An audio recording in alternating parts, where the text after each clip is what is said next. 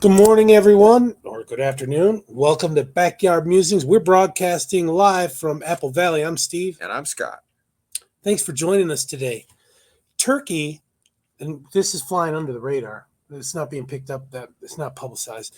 Turkey is the first member of NATO to formally apply to join the emerging market BRICS alliance. So it's like a not a cabal. Cabal's sinister, but a group of nations. Well, some of these people are kind of sinister, I'd say, right?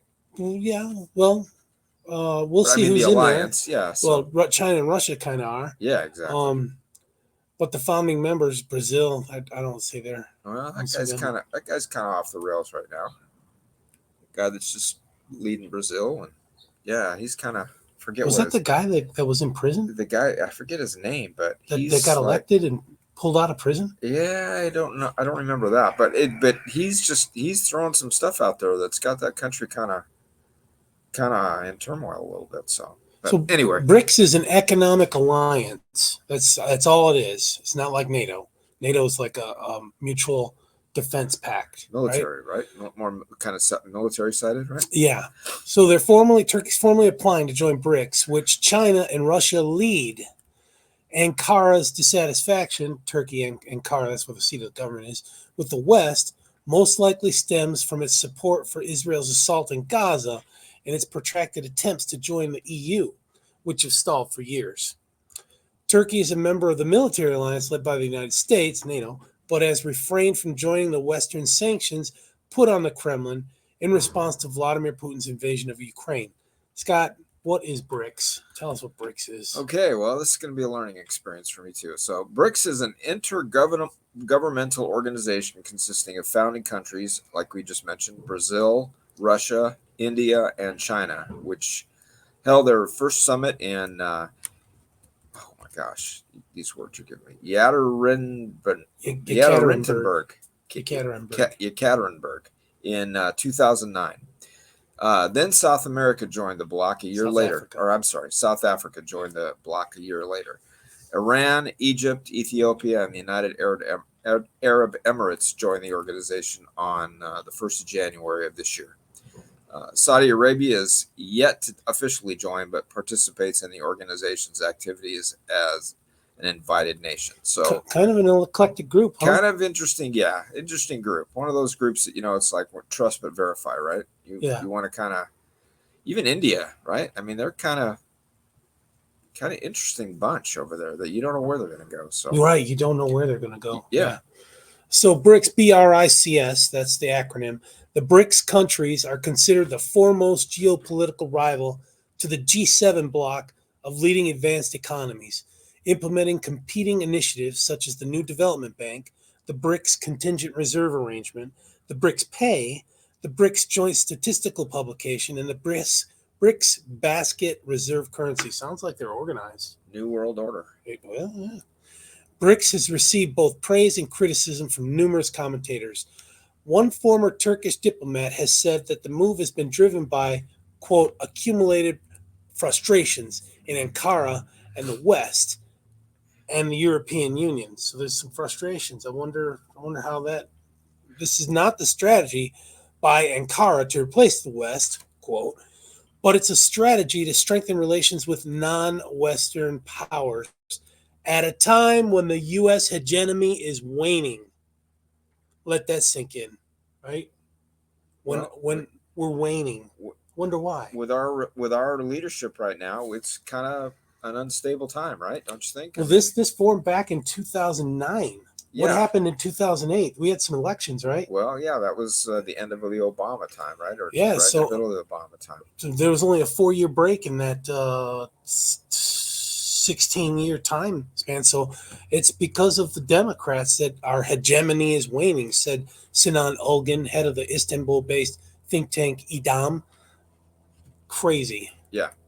So citing unnamed sources, Bloomberg said that Turkish President Recep Tayyip Erdogan's administration believed that the geopolitical center of gravity is moving away from the most developed economies. Bloomberg said Ankara had applied months ago amid frustration at its stalled bid to join the European Union. But they're not in Europe. They're not part exactly. of Europe. That's Middle East, right? Yeah. So, whose membership it has sought for decades. The bilateral relationship with the U.S. has also been problematic. Ulgen said, these type of frustrations have motivated the Turkish government to move in its direction. He added that there's a belief in Ankara that it can't be done to do this without a political cost that would be attached to this realignment. Yeah, so Turkey thinks there's not going to be a political cost. So I wonder if there will be. I don't know. I mean, we have military presence. Yeah, we've got an air base. Yeah. Incirlik.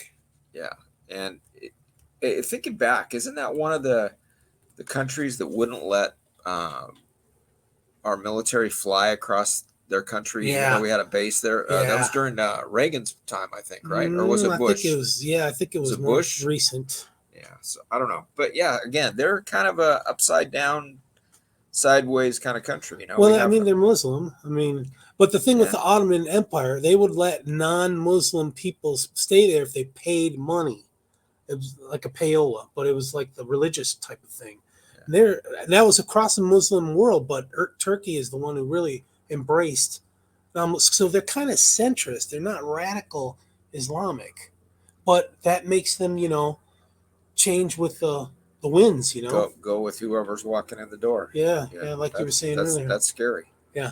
So the diplomatic push by Turkey to join BRICS comes amid rifts with other NATO members, caused in part by Ankara's close ties with Russia, despite Putin's full-scale invasion of Ukraine, right? And we talked yesterday about, hey, why doesn't China reclaim some of the lands from Russia? Yeah, a lot of land. I mean, Russian forces crumbled, and there's been no response. Check it out. So Putin put like a FEMA director in charge of the response to the invasion by Ukraine. What? It should be military-led. The response. I mean, it's incoherent. It's crazy.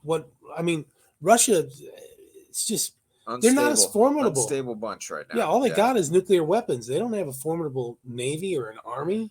It's ridiculous. Yeah. Okay, Ulgen said, as there's no security component to BRICS, joining the bloc would not affect Turkey's role in the alliance.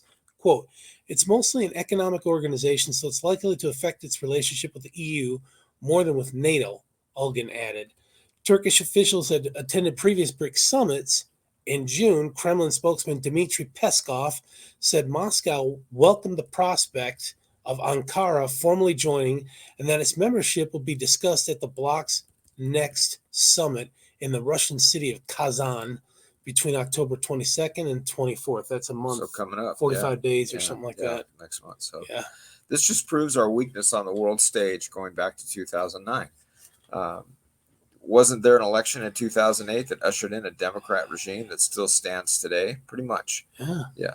Remember that apology tour by Obama? Elections have consequences. They do have consequences. Shows weakness.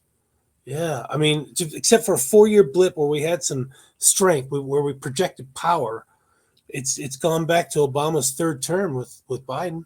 Yeah, so that strength was, and again, I don't want to make it sound like he was a bully, but he, people trusted his word, right? If he told you he was going to do something, he more likely did it. He did it, and he executed a couple of people. So I guess that's probably not a good word, but they were dead. So Soleimani and Baghdadi. Yeah, those guys. Yeah, they're bad room dudes. Temperature, man. So bad dudes. If you've deployed to the Middle East, you know that they're bad dudes. Yeah, so it's and people were terminated during his 4 years, right? He let people go. He ran it kind of like a business, right? There were people that were relieved of their positions because they weren't doing things the way that, maybe not as many as he probably looks back and says, but he ran it like a corporation, which we need to do that. We're in a time like this, wouldn't you agree? We can't be the world's buddy. Yeah, we can be. We've got a mutual defense. Yeah, but we can't. We can't be doling out money when we got problems here. Yeah, I remember getting in fights with kids when I was younger, my mom would take them out for ice cream. Oh, Used to yeah? bug me to death. Oh. So come on, you know. And Mom, that's kind of where we're at right now. My Come mom on, was kind of a moms. closet liberal, you know. She wanted moms. everybody to be buddies. Whatever. You're not the buddy type, are you, cousin? I don't know. I'm more buddy now than I am what I was then. So anyway, You got the savior in your heart. yeah, That's what it is. yeah, that's what changed me. Yeah. Absolutely. All right, folks. Thanks for joining us. Tomorrow, I think we're going to have an interesting subject. I've been thinking about it. I'll talk with Scott and see what he says. So we'll see you. You guys have a great day. Take care.